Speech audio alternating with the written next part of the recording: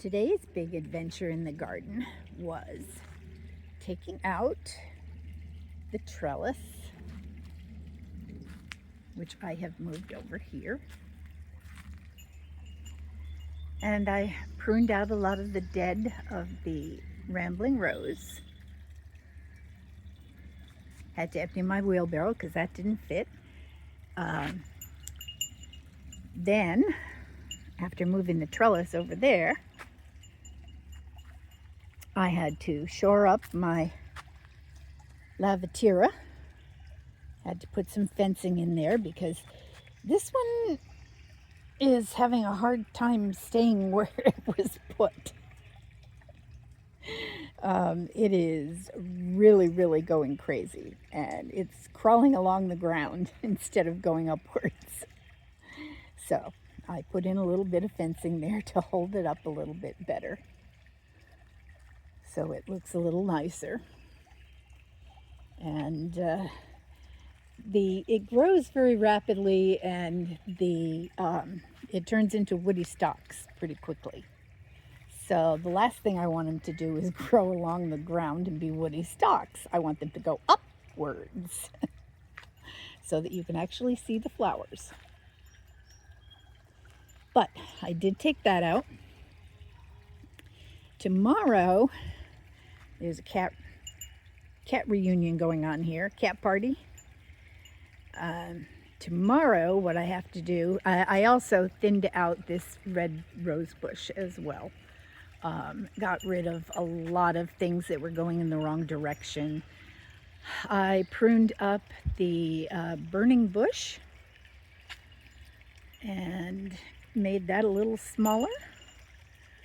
You can actually see the rose bush down there now where you couldn't before. And you can actually see the flowers underneath. And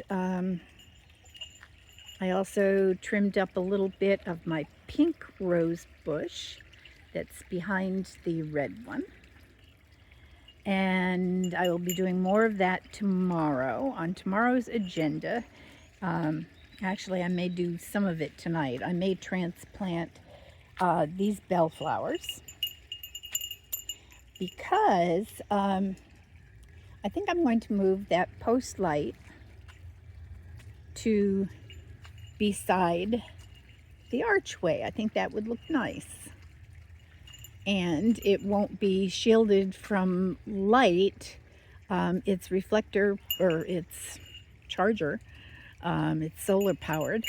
Its charger mirror will be in full sunlight most of the day. The only problem I might have is when the lights come on, and you notice there's a cat there. When the lights come on the pond, I don't know if that's going to be too bright and not trigger the sensor. But I think moving it is going to be the ticket. Whether it'll stay here by the arch or not, I don't know. But I'll see if it comes on tonight. I did clip a little bit more of the dogwood tree yesterday, but unfortunately the sensor is on the side that's shaded over there. It's not on this side. So I would either have to turn it, which it isn't going to get much anyway. You know, the branches are coming out and I can't do anything. It's too tall. So I think the best idea is to move it so that it is not underneath any. The other alternative is to move it to the back there, which I'll play with it tomorrow. I know it's a big play toy. But I've got to find a place for it where it's going to be a focal point and yet not have its sensor in a shade. So as you can see, we are highly treed here. So that's going to be a challenge. But I I'm going to try it, I think, by the arch here, simply because I think that'll be a nice focal point. If that doesn't work, I have over here where I had my hawthorn tree. So, you know, that's another alternative. I could stick it in there next to the hosta where I had the hawthorn tree. And at least then it would get pretty much from about 10:30 in the morning until